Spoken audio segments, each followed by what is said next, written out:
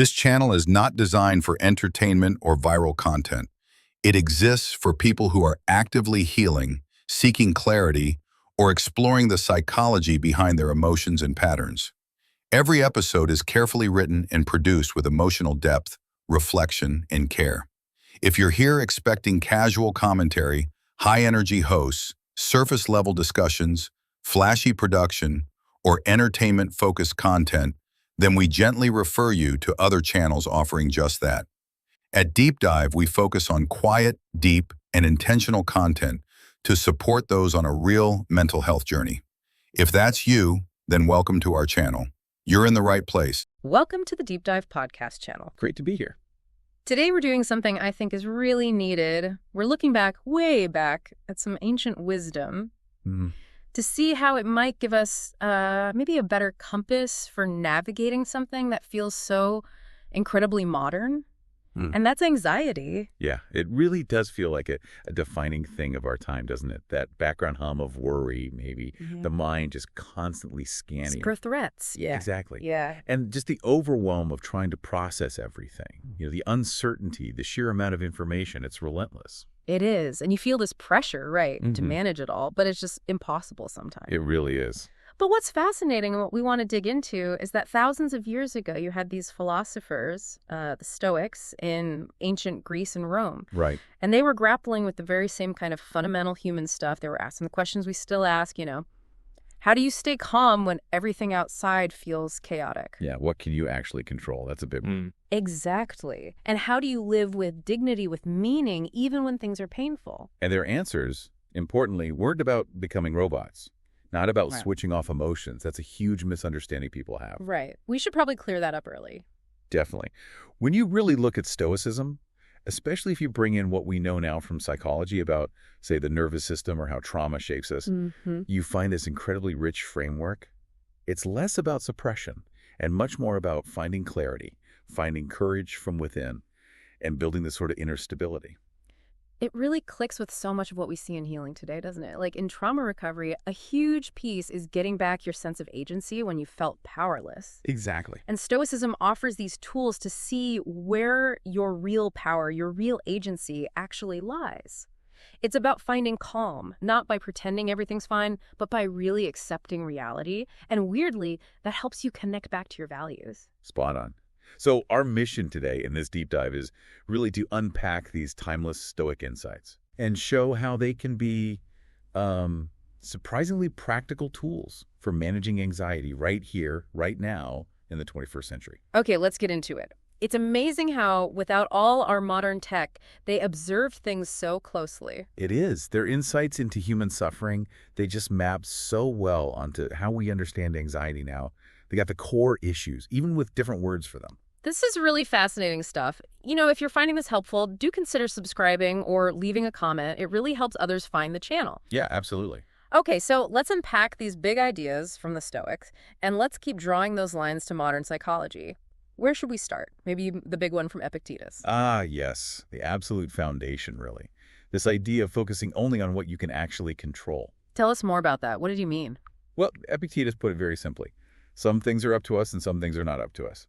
And he basically argued that most things we spend our energy worrying about, they fall into that second bucket. Things not up to us. Like what kind of things? Give us some examples. Well, basically everything external. What other people think of you, for instance. Oh, yeah, that's a big source of anxiety for many. Huge. Or their actions, your reputation, whether you get that promotion, even health outcomes beyond a certain point, the economy, world events. You can influence some bits maybe through your actions. Right. But you can't control the final result. It's just not in your command. Okay, so if that whole massive list isn't in our control, what did they say is what's actually up to us? This is where it gets interesting. They said, focus inward. What's truly yours are your thoughts, your judgments about those external events, your initial impulses, your desires, what you're drawn to, what you avoid, and crucially, your actions, how you choose to respond, how you behave. Yeah. These things, they argued, are the only things truly in your power. And boom, right there, you see the connection to modern therapy, don't you? Like cognitive behavioral therapy, CBT. Exactly. Spot on. CBT is all about recognizing that while you can't control the situation, you can control how you think about it and how you respond. It's like the Stoics laid the philosophical groundwork. Yeah. And if we add that trauma-informed perspective, it adds another important layer. For someone whose system is wired for hypervigilance, maybe from past experience. Or control felt like survival. Precisely. The drive to control everything isn't just like a personality quirk. Yeah. It's often a deep survival strategy. The mind learned, manage everything to stay safe. Which is exhausting. Totally exhausting. Yeah. So the Stoic distinction, really clearly seeing what you're trying to manage fruitlessly versus what you can actually shape your inner world, your actions. Well, that's incredibly freeing. It lifts that impossible burden. Yeah, I can see how that would bring relief, not having to manage the unmanageable. It stops the system being in constant overdrive. So a practical exercise here, like Epictetus suggested. When anxiety flares up, just pause. Ask yourself, really deliberately, this specific thing I'm worrying about right now, is it truly in my direct control? My thoughts, my judgments, my actions. And if the honest answer is no, if it's about someone else's reaction or some future outcome, Then you practice letting it go. Not giving up, but actively redirecting your focus. Acknowledge the worry. Okay, mine's worried about X, not in my control. Then maybe visualize releasing it, like a balloon, and then pivot. Bring your attention back to what is yours right now, your breath, your next small step, how you want to be in this moment. and doing that consistently. How does that actually change things for someone prone to anxiety? It's like retraining your brain's default setting. Instead of automatically scanning for external threats you can't control. You build new pathways. Exactly. You build pathways that focus your attention where you actually have power, your inner world, your choices. It saves so much mental energy that was just getting burned up in struggle. Creates a feeling of being grounded, even when things outside are shaky. Okay, that leads really nicely into the second core idea, accepting reality without resistance, which, let's be honest, sounds really hard when reality feels awful. It is hard. Probably the most challenging part. But the Stoics were realists. They saw that pain, loss, disappointment, these are just part of being human, facts of life. Right. Unavoidable sometimes. Unavoidable. Yeah. But they made this key distinction. Pain is inevitable, sure, but suffering. A lot of our suffering comes from fighting against the pain, from resisting reality. So they advocated for a kind of radical acceptance. And this isn't being passive, you're saying, not just rolling over, because that's the stereotype, isn't it? The cold, unfeeling Stoic. Definitely not passive. It's not saying you like the difficult situation. Yeah. It's about seeing what is clearly, Right. so you can then respond wisely, from clarity, not from denial or fighting something you can't change right now. Marcus Aurelius put it so well. He said something like, you have power over your mind, not outside events. Realize this, and you will find strength. The strength comes from not wasting energy fighting the inevitable. Exactly. And this idea is central to acceptance and commitment therapy, ACT. Oh, yeah. ACT is big on this. Rolly. ACT teaches you to notice those uncomfortable thoughts, feelings, sensations. Acknowledge they're there without judging them or yourself for having them. And learn to just let them be without letting them stop you from living your life, holding them lightly. It makes sense because, especially if your nervous system learned that feelings are dangerous or if you had to suppress them to cope, fighting anxiety often just makes it louder, right? It's like pouring fuel on the fire. That's a perfect analogy. The more you push anxiety away, wish it wasn't there, the stronger its grip seems to get. But if you can meet it with acceptance, just naming it, okay, anxiety is here. Maybe noticing where you feel it in your body, maybe even breathing with it for a moment instead of trying to breathe it away. Something shifts. You're not trying to obliterate it. You're making space for it, allowing it to be there without it taking over completely. So how could someone practice that beyond just naming it? It starts with the naming, yeah. Yeah. This is anxiety. It's here. Right. Then maybe add a phrase of gentle allowance like, and I can allow it to be here for now. You can even put a hand on your heart or stomach, wherever you feel it most. Like a gesture of kindness to yourself. Exactly. It's saying, I'm with myself in this feeling, rather than fighting or abandoning yourself because of it. It's self-compassion in action, meeting the discomfort with presence. It doesn't mean you suddenly like being anxious, Not at all. but you stop wasting energy battling the feeling itself. Precisely. You acknowledge its reality in this moment.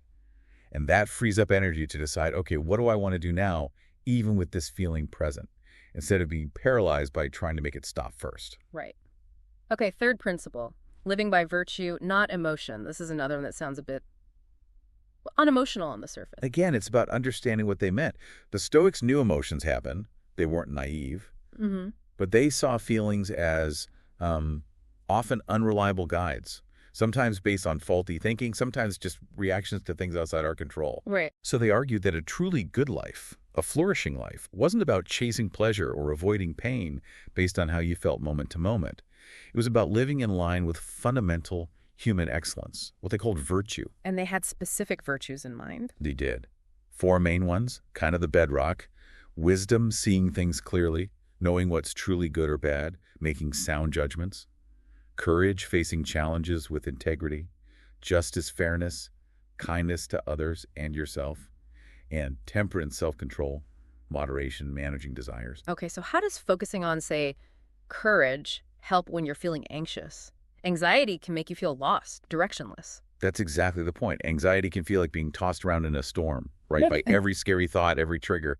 Living by your values, by these virtues, gives you an internal compass, an anchor. Ah, okay, something stable inside. Yes, it gives you direction and purpose that doesn't depend on whether you feel anxious or calm right now. Your actions are guided by what truly matters to you in the long run, not just by the immediate feeling. So even if you feel scared, you can choose to act bravely, because courage is a value you hold. Precisely. Or you choose kindness, even when anxiety might make you want to snap or withdraw. And this connects directly to values-based work in therapy today. Right, choosing actions for long-term growth, not just short-term relief. Exactly. Focusing on who you want to be, the life you want to build, rather than just trying to escape discomfort, which often leads to avoidance that makes anxiety worse over time. How could someone make this practical, day to day? A really simple, powerful way is just to pick one virtue in the morning. Just one. Maybe today it's justice or fairness. Keep it in mind. And then throughout the day, maybe check in sometimes. In this situation, how would fairness guide me? Or if anxiety shows up, what does courage look like right now? Even if it's just the courage to feel the anxiety without fighting, then take one small action aligned with that virtue. It provides that compass, even when the emotional weather is rough. It gives your actions meaning beyond just how you feel. It reminds you of your core self, separate from the anxiety. Okay, this brings us to the 4th principle, which, can sound a bit weird at first. Preparing for adversity without catastrophizing. If you're anxious, aren't you already doing that all the time? Yeah, that's the crucial distinction. This Stoic practice, it's called Premeditatio Malorum, Okay. which means something like thinking ahead about potential difficulties. But, and this is key, it was not about dwelling on worst-case scenarios or living in fear. So not catastrophizing, which anxiety loves to do. Exactly the opposite, really. The intention was to mentally rehearse facing potential challenges, maybe difficult people, setbacks, losses calmly. It was about building psychological resilience, reducing the shock if things do go wrong, reminding yourself you have inner resources. Marcus Aurelius used to start his day thinking about the difficult people he might encounter. That sounds kind of negative. Today I'll meet annoying people. It does sound grim out of context, but his goal wasn't to make himself miserable. It was to, mentally inoculate himself. Ah, like an emotional vaccine? Kind of, to remind himself, okay, encountering difficult stuff is just part of life. I don't have to be thrown off balance by it. By thinking about it calmly beforehand, he aimed to be less reactive when it happened. Building mental preparedness. This definitely sounds like it connects to modern ideas, like exposure therapy maybe, or resilience training. Very much so. Yeah. The goal is similar. Increasing your capacity to handle discomfort and uncertainty.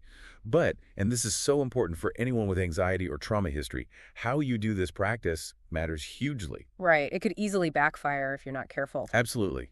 Done badly, it will trigger anxiety or worse.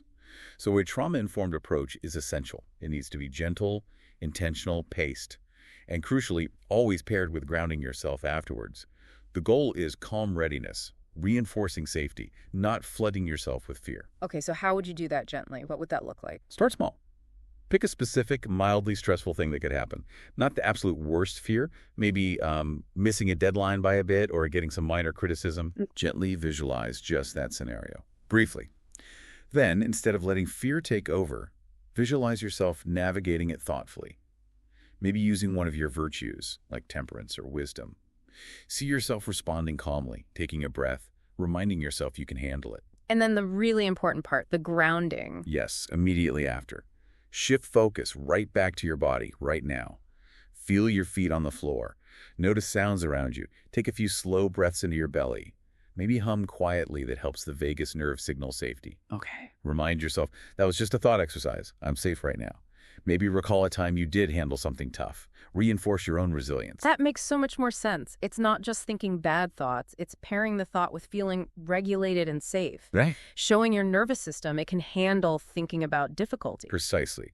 You're building the capacity to face uncertainty from a place of inner resource, not from panic or avoidance. Training your system to pause, access calm, instead of just jumping to fight, flight, freeze. Okay, so let's pull these threads together.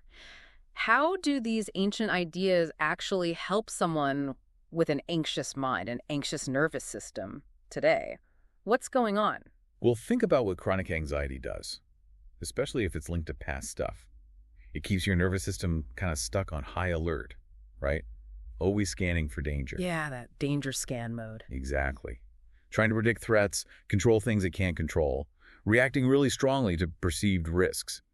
Stoic practices offer a way to systematically retrain that pattern How so? by consistently bringing your attention back inside, to what you can control, your thoughts, your actions, to how you choose to meet reality acceptance, to what guides you, your values, to how you prepare mentally that gentle contemplation. You're actively interrupting those anxious loops. You're basically telling the nervous system, hey, not everything is an emergency that requires you to manage the entire world. You got it. You're reducing the overreaction to things you can't control anyway. It sounds like it literally helps calm down the brain's alarm center, the amygdala. It really does. And neuroscience backs this up. Practices that are very similar to Stoic cognitive reappraisal. Looking at your thoughts about a situation and consciously reframing them, they've been shown to decrease activity in the amygdala. Wow. Yeah, studies have linked this kind of mindful reframing to people reporting lower anxiety levels. So it's not just philosophy. It has real, measurable effects on your brain and body. That's really validating, isn't it? Knowing these ancient practices have actual physiological impact. Okay, let's get super concrete. What are some actual trauma-informed ways people can use these ideas for relief? Okay, building on what we've covered, one key practice could be the Stoic pause for regulation. When you feel anxiety bubble up, pause before you react or get swept away. Just create a little space. Exactly. Take a breath. Then just name what's happening inside, gently. No judgment. Okay, feeling tightness in my chest, or mind's racing about that meeting. Then ask those helpful questions. Is this worry in my control? What value could guide me now? What's the kindest way to respond here? That pause breaks the panic cycle, lets your thinking brain come back online. That sounds very much like polyvagal theory in action, right? Creating space to shift states. It really is. It gives your ventral vagal system, the safety and connection part, a chance to engage, moving you out of pure survival mode, creating safety from the inside out. Another one is that gentle negative visualization we talked about. But always with the grounding. Always. Visualize the mild stressor briefly, visualize navigating it calmly, and immediately follow up with grounding. Feel your feet, notice colors, hum. You're teaching your system. I can think a hard thought and return to safety. Building capacity, not fear. Building resilience, not reinforcing fear. Got it. What about that evening reflection? Yeah. Classic Stoic practice, super helpful today. Before sleep, just take 5 or 10 minutes. Journal, or just think quietly. Ask yourself, what went okay today? Where did I act in line with my values, even something small? What was challenging and what did I learn? Where did anxiety show up and how did I meet it? That sounds like something you do in therapy to build self-awareness. Absolutely. It helps build self-trust, seeing your efforts, helps you learn from struggles without beating yourself up, helps you see patterns. It really cements the learning from any Stoic practices you tried during the day. Yeah. Great for self-compassion and clarity. So looking back, the parallels are pretty striking. Focus on control and CBT. Yep. Acceptance and ACT, virtue and values-based therapy, Right. gentle visualization and exposure principles, reflection and trauma-informed journaling. Exactly. These aren't just old ideas collecting dust. They're concepts that modern psychology has rediscovered and validated. And when you apply them with compassion, understanding your own nervous system, Stoicism offers incredibly powerful tools for relating differently to anxiety and building a more stable inner foundation. Okay, really important now. Let's bust those myths about Stoicism, because they can really stop people from even trying these helpful ideas. Myth number one, the big one. Stoicism means suppressing your emotions. Ugh, yes. The most common one, and so wrong if you look at the actual texts. The Stoics absolutely acknowledged feelings, fear, grief, anger, desire. They observed them closely. Their goal wasn't to not feel, but to understand why certain emotions became overwhelming or disturbing. And they often traced it back to our judgments. Often, yes. To faulty judgments about external things, thinking something external is inherently bad or good in a way that gives it power over our peace of mind. So they aim to manage emotions by refining those judgments and focusing on virtuous action, not by just stuffing the feelings down. They wanted to work with their inner world intelligently. So it's not about not feeling scared, but feeling scared and still choosing courage. That's it exactly. Developing the wisdom to look at the feeling, understand its message, and then decide how to respond based on your values, instead of just being automatically driven by the emotion. Okay, myth number 2, which you hear especially from people who faced real hardship. Stoicism is too harsh, too cold, especially if you've experienced trauma. Yeah, I can totally see why someone would feel that if the message sounds like, just suck it up or don't feel bad. And look, if someone applies these ideas rigidly, without any compassion or awareness of context, it can feel harsh, absolutely. But that's where being trauma-informed is non-negotiable. A compassionate, adapted Stoicism isn't demanding you instantly become immune to strong feelings. It offers gentle, step-by-step ways to build emotional stability from the inside. It's about reclaiming agency and cultivating acceptance in a way that respects your nervous system's history and needs. It's about building inner resources, which is actually about creating inner warmth and resilience, not coldness. It's about relating to feelings differently, not getting rid of them. That's a much more inviting way to frame it. Okay, so if someone's listening and thinking, all right, I want to try weaving some of this in, what could a simple daily practice actually look like? Yeah, it doesn't have to be overwhelming. Based on what we talked about, a simple structure could be morning, maybe 5-10 minutes. Set an intention. Pick one virtue, wisdom, courage, justice, temperance. Just think briefly how you might bring that into your day. Just one focus, a compass. Exactly. Then, during the day, when stress or anxiety pops up, use that Stoic pause for regulation. Just 1-2 minutes. Pause. Notice inside. Ask about control, values, kindness. Quick check-in. Midday, maybe, if you notice you're stuck in a negative loop. Yeah. Take a few minutes for that gentle reframing. Question the judgment. Check the control. Maybe visualize a calmer response. Then ground yourself. And then wrap up with the evening reflection. Yeah, 5-10 minutes before bed. That reflection. What went okay? Lived values, learned from struggle. How did I meet anxiety? It's about noticing and learning, not perfection. It sounds like small, doable steps that build on each other. Consistency must be the key, though. Absolutely crucial.